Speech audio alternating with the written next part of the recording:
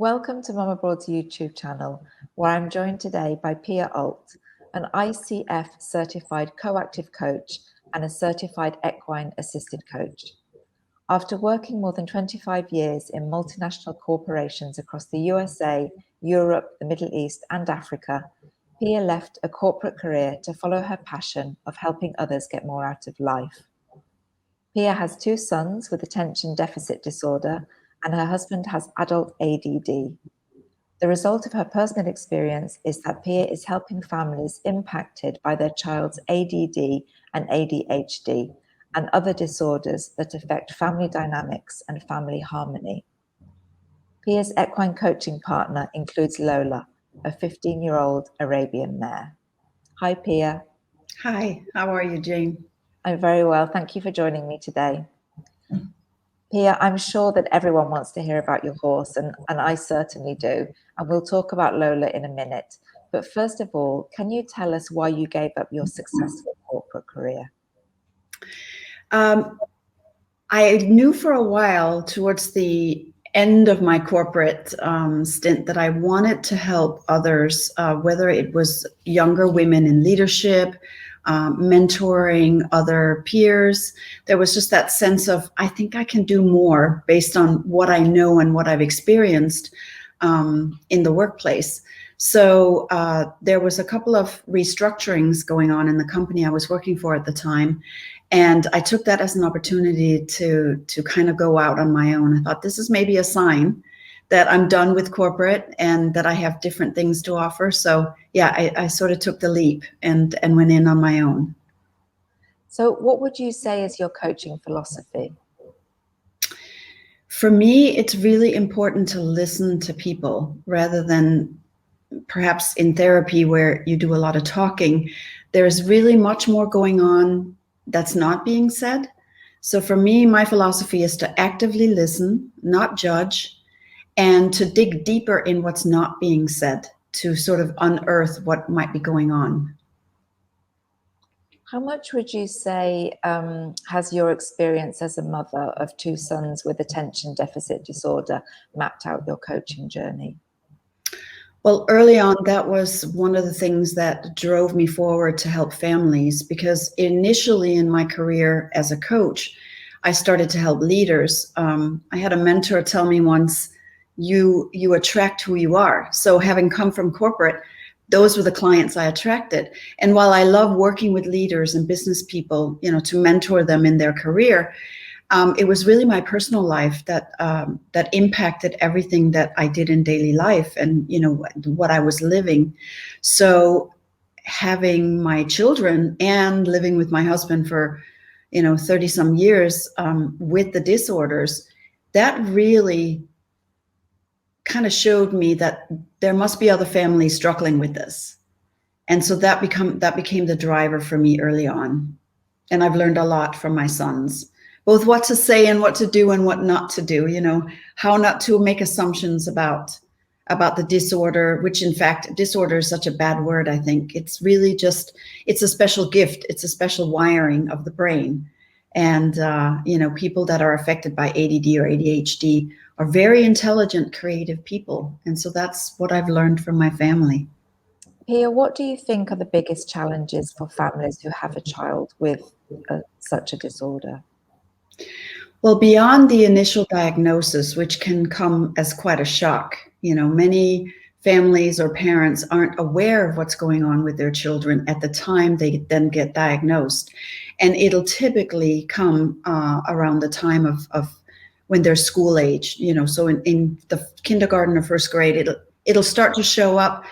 But parents typically will have noticed things that they couldn't put their finger on prior to that, from age 3 or 4.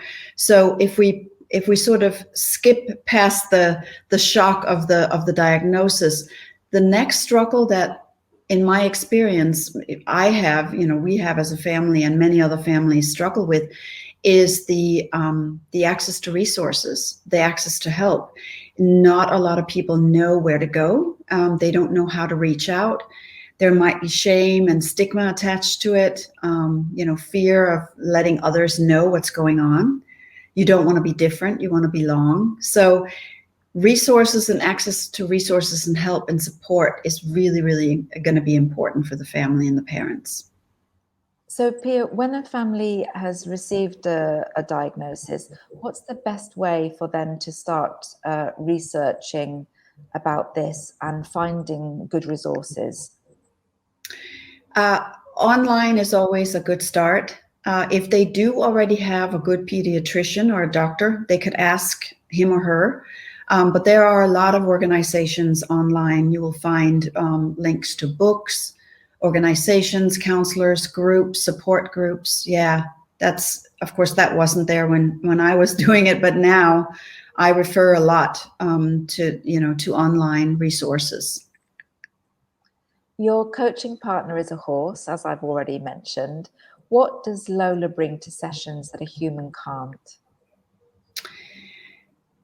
Horses in general are very, very sensitive beings, and they're really tuned in to emotions, to threats.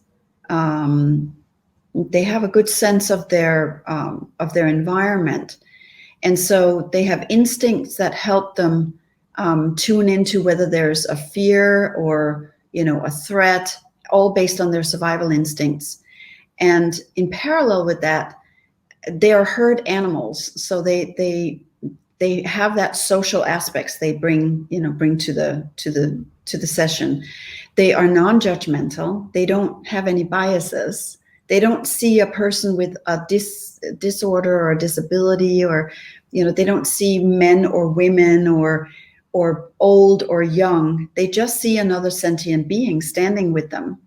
And they're able to pick up on that person's emotions and fears and sadnesses and happinesses. And so they can read, in my experience and opinion, they can read a person much better without any judgments and biases than another person can. I find it's really interesting to hear you talk about it. You have a beautiful video on your website where you're talking about coaching with horses, and you say, let the horses show you their wisdom. What do you mean by that exactly? If you go into a paddock with the horse and you just stand with the horse, not saying anything, because of course the horse doesn't speak, but there will be much more going on in what they can show you and what they can unearth for you. So if that makes sense. So just by being with the horse and not speaking, but just standing, being very present, is calming, and they, in essence, show you that there's nothing to fear. Because if there was something to fear, they would be alert, their ears would perk up, they would be, scanning the horizon for threats. So just standing peacefully is mindfulness in itself. And I think that the wisdom that they bring is that they make you see inside of yourself. It's like a mirror almost, to your own inner being. And very, very powerful. Yeah, I'm sure. Can you, I think for some people it might be a little bit difficult to kind of actually visualize that. So can you walk us through step by step what a coaching session would look like with a horse? Yeah. And so, of course, it's different for every family, for every child. And I also want to say that I usually do not coach the child, whether it be with the horse or not with the horse. I don't coach that child in isolation. I always bring the parents into coaching sessions, and it'll be more than one session, because it's important for the parents to understand what do they need to do when the coaching session is over. But typically, the child or the person, could be any age, could be an adult as well, but you come into the stable or the area. We never put anybody into the paddock or into the same area with the horse until we assess, is there fear? Are you nervous? What's going on with you? So we always keep the person outside of the paddock on the other side of the fence. And we do the introduction very slowly, guided, step by step, until that person is comfortable with the horse. And quite often with children, I hold the horse and they just start to touch. We're standing in a safe area, and they just start to touch the horse with their hands, and then we slowly build up to the different activities and practices. One such activity could just simply be to brush the horse. If a child with ADHD, which is hyperactivity, very, very impulsive, always active, and if they can't focus on a task or stay still, that's going to be one of the first tests, that they actually stand there and brush the horse, which will almost force them to focus in that moment. And then we start to just, it's very different from family to family and from person to person, but there'll be typically a connection between the person and the horse. And Lola is very quick to tune into the emotions and the behavior of the person. So she will pick up on, the different sort of behavioral signs. And typically I just stand back and I observe what happens. And I might ask some questions throughout the session, but it's the person's time with the horse. And they can walk, they can stand, the person can sit down. It's just whatever comes natural, and whatever wants to happen, I let happen. And it could be 20 minutes, it could be 10 minutes, it could be 40 minutes.